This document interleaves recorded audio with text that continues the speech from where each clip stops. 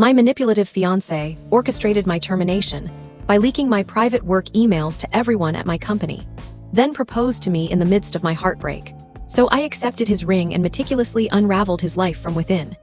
Growing up Middle Eastern in Vermont meant I was always an outsider, labeled with slurs like desert bomber, spice eater, or Aladdin's princess. Throughout my childhood and college years, I never met another Middle Eastern person besides my mother, who was my closest confidant. She knew I was bullied, so she stopped preparing her beloved traditional dishes to spare me the stigma of their aroma at school. She even cultivated friendships with American families so I'd be surrounded by their kids, hoping I'd adopt their accents. Despite her efforts, the taunts persisted, but I cherished her sacrifices. At 23, still never having been kissed, my mother was determined to help. She introduced me to a charming Arab man she'd met, single and attractive. In our culture, dating isn't the norm. Instead, you get engaged and cohabitate immediately, with a chaperone, here, my mother, ensuring no premarital intimacy. Loneliness can drive you to desperate choices, and somehow I agreed. Initially, he seemed perfect. He tucked me in nightly, showered me with compliments about my beauty, and treated my mother like royalty. Within 2 days, she adored him. But the moment she gave her blessing, his mask began to slip. One evening, I surprised him with a homemade meal. He grimaced, muttering, "Not good, but you'll learn when you're a wife." My instincts screamed, but instead of heeding them, I doubled down to earn his approval. I woke up 2 hours early, even on workdays, to scrub the house spotless. I bought clothes in colors he liked. I hit the gym to lose weight. Yet, things only worsened. In a moment of weakness, I did something unthinkable. I tried talking to him. "Sometimes I feel unvalued, babe," I said. My mother burst in, indignant. "Do you know what your father did when I first cooked for him? He smashed his plate because it wasn't to his liking." They berated me together, calling me ungrateful. Guilt consumed me, convincing me I was a terrible fiancé. After weeks of chasing his affection, he confessed something was lacking in our bond. "As we near marriage, it's time you quit your job," he declared. My career was my lifeline, and he knew it. Noticing my hesitation, he added, "A true wife prioritizes home, not pointless ambitions." My voice caught in my throat. If I'd known it would come to this, I'd have stayed alone. The tension was palpable. I finally mustered, "I don't think we're going to work out." His response was a mocking, guttural laugh. "No wonder you've been alone forever. No man with choices would pick you." He doubled over, pointing and cackling. I retreated to my room in silence. The next morning, he served me breakfast in bed, apologizing profusely and vowing to change. His words ignited a flicker of hope. Convincing me to take a few days off work to spend with him was effortless. He planned enchanting dates, making me feel like a fairy tale heroine. Love bombing blinds you until it's too late. Eager to return to work with a flourish, I organized my files meticulously. But my keycard failed at the office door. Panic surged as security escorted me upstairs. In the office, HR's Linda and my boss faced me with a stack of papers. My hands shook as I leafed through them. Someone had forwarded every sensitive email from my inbox to the entire company. Accountants, janitors, colleagues, everyone. My protests fell on deaf ears. As I descended the stairs, clutching a box of my belongings, fury burned within me. I knew he was responsible, but in that rage, I saw a path. He was days from proposing, and if I said yes, I could dismantle his life from the inside.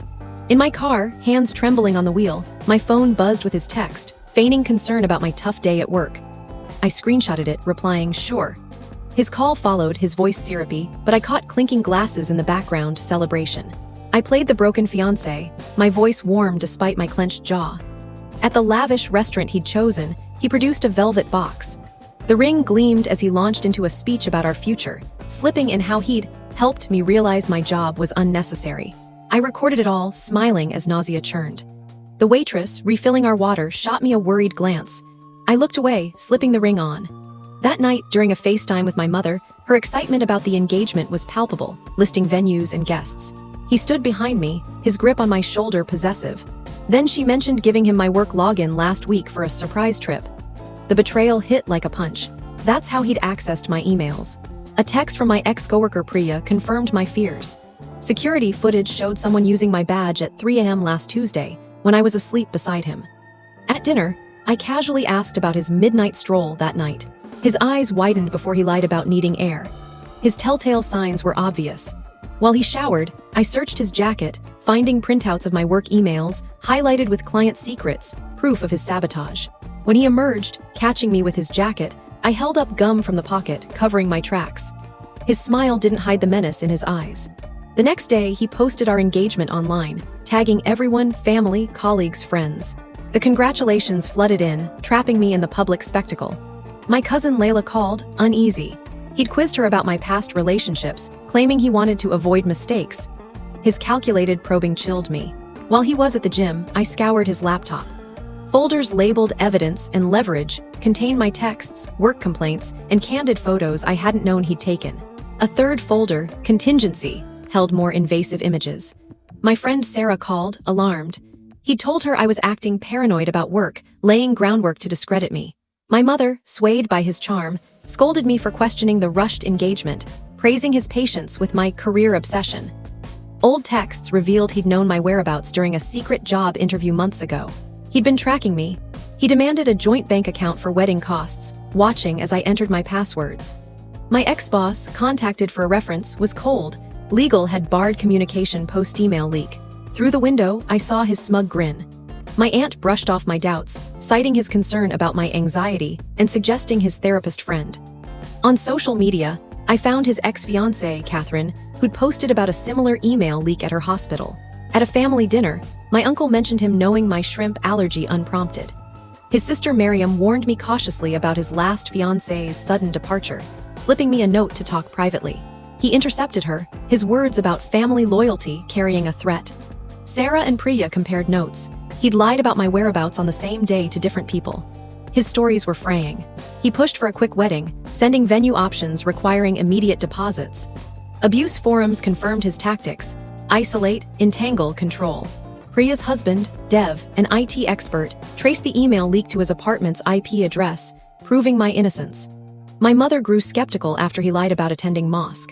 His notebook, left out, detailed my family's finances and vulnerabilities, his pressure points.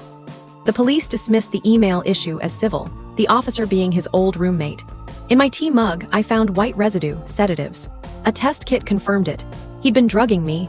I stopped drinking it but faked drowsiness, lulling him into carelessness. He accelerated the wedding, claiming my mother's health demanded it, though she was fine. Miriam's note revealed he'd threatened her scholarship and worse, driven another woman, Layla, out of state. During dress shopping, my mother challenged his venue choice. His harsh retort stunned her. His mother later confided about a girl in Michigan, confirming his pattern. Layla's call revealed he'd targeted me after seeing my LinkedIn, fitting his victim profile. Isolated, ethnic, ambitious. His friends and family grew uneasy with his intensity. Vendors noted his controlling nature. I mentioned Michigan. His panic was evident. Priya's industry connections landed me freelance work, rebuilding my confidence. My network Sarah, Priya, Dev, gathered evidence covertly, using coded messages about wedding plans. Layla disclosed he'd drugged her with something stronger, landing her in a hospital with him claiming she'd tried to end her life. I ensured my mother traveled separately, planting doubts. His gym friend Jake distanced himself after witnessing his rage. The florist called him the most controlling client in her career. With the wedding nearing, his brother recorded him boasting about taming me at his bachelor party. His family began questioning his timeline after my mother noted his prior knowledge of me. His credit card was declined for the venue deposit. He'd been faking wealth. He threatened to leak private photos, unaware I'd disabled his hidden cameras. His employer suspended him after client complaints. His mother, guilt-ridden, brought me evidence of his past, unwilling to protect him anymore. I gave him an ultimatum: leave or face exposure. He signed an agreement, returning my hidden work items. Layla's testimony to his family shattered their denial. My civil suit gained traction with evidence of fraud and identity theft. At 3 a.m., he banged on my door, screaming. I recorded it, calling 911. The judge, his friend, dismissed my restraining order attempt. Some relatives wavered, urging me to move on. I launched a website with all evidence, recordings, screenshots, statements. His employer fired him, and his licensing board investigated. Former victims came forward. At my new job, he slipped past security, alternating threats and pleas in the conference room. I live-streamed his confession. He targeted outsider women, knowing they'd be doubted. His family, including Miriam and Layla, confronted him. They committed him for psychiatric evaluation. I filed a civil suit, avoiding the biased criminal system. His public meltdown, blaming me, his mother, society sealed his fate. His family finally saw the truth. His suicide threat was met with professional intervention, not capitulation. The reckoning was absolute. His ability to harm was dismantled, and my network strength prevailed.